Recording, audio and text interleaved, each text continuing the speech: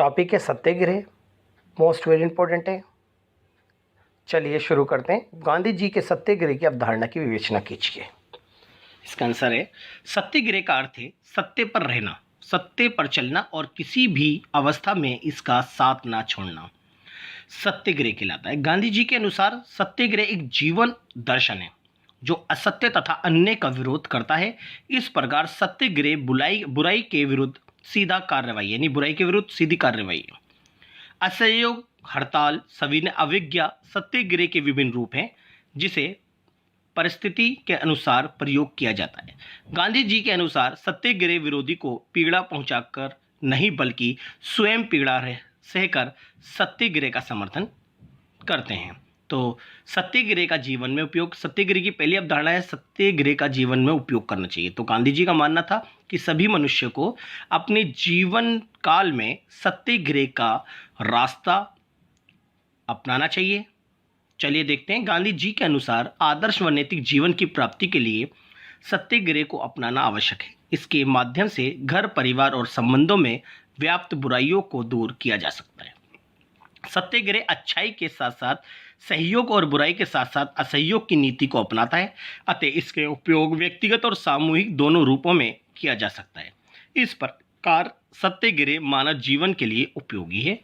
अब बात करते हैं सत्याग्रह के अनुशासन। दूसरा पॉइंट जो है सत्याग्रह के अनुशासन है। तो गांधी जी के अनुसार उपयोग करने से पूर्व यानी सत्याग्रह को व्यक्ति को स्वयं धर्म के लिए तैयार करना चाहिए और निम्नलिखित कर्तव्यों का पालन करना चाहिए, जैसे अहिंसा में विश्वास। गांधी जी के अनुसार सत्याग्रह का सत्य और अहिंसा में पूर्ण विश्वास होना चाहिए और उसे अपने दैनिक जीवन में सत्य व अहिंसा का पालन करना चाहिए, और यदि वह अहिंसा का पालन नहीं करता तो उसे अनुशासन की कमी है और वह सत्याग्रह उपयोग करने के योग्य नहीं है। नेक्स्ट पॉइंट है ईश्वर में असीम विश्वास। तो गांधी जी ने सत्याग्रह को प्राप्त करने के लिए ईश्वर में पूर्ण विश्वास होना चाहिए, क्योंकि सत्य ईश्वर का पर्यायवाची है, अतः सत्य की प्राप्ति के लिए ईश्वर की प्राप्ति के समान है। यानी हमने सत्य को प्राप्त कर लिया तो समझ लो ईश्वर को प्राप्त कर लिया। नेक्स्ट है स्वयं नियंत्रण। यानी गांधी जी ने सत्य को प्राप्त करने के लिए अपने आप पर नियंत्रण रखने को कहा। गांधी जी के अनुसार सत्याग्रहवादी को स्वयं पर पूर्ण नियंत्रण होना चाहिए, क्योंकि सत्याग्रह को प्रत्येक परिस्थिति में अपनी इच्छा और हिंसा करने की प्रवृत्ति पर नियंत्रण रखना होगा।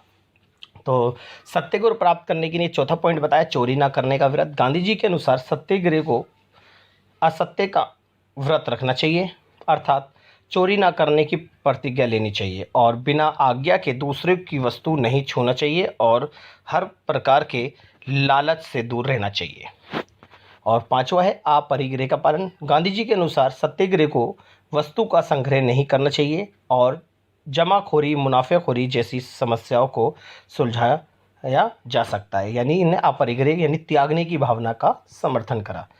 नेक्स्ट है छठा स्वदेशी का प्रयोग। गांधी जी के अनुसार सत्याग्रह को विदेशी चीज़ों का पालन करना चाहिए और स्वदेशी चीज़ों का पालन करना चाहिए और विदेशी वस्तुओं के प्रयोग से बचना चाहिए, क्योंकि इससे देश की आय और रोजगार में वृद्धि होगी। और सातवां पॉइंट है नशीली वस्तुओं का परहेज।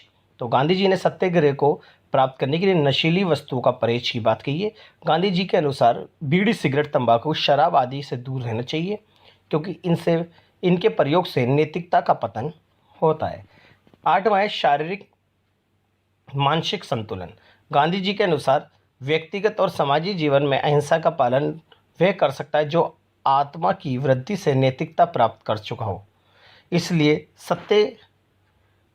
सत्याग्रह का शारीरिक मानसिक संतुलन का होना आवश्यक है, जिसके लिए उसे प्रशिक्षण दिया जाना चाहिए। तो गांधी जी ने सत्याग्रह की जो अवधारणा है उस पर अपने विचार प्रस्तुत किए। तो ये हाँ यहीं तक था। MGP4 की नेक्स्ट वीडियो पाने के लिए हमारे चैनल को सब्सक्राइब करें, लाइक, कमेंट, शेयर करना ना भूलें।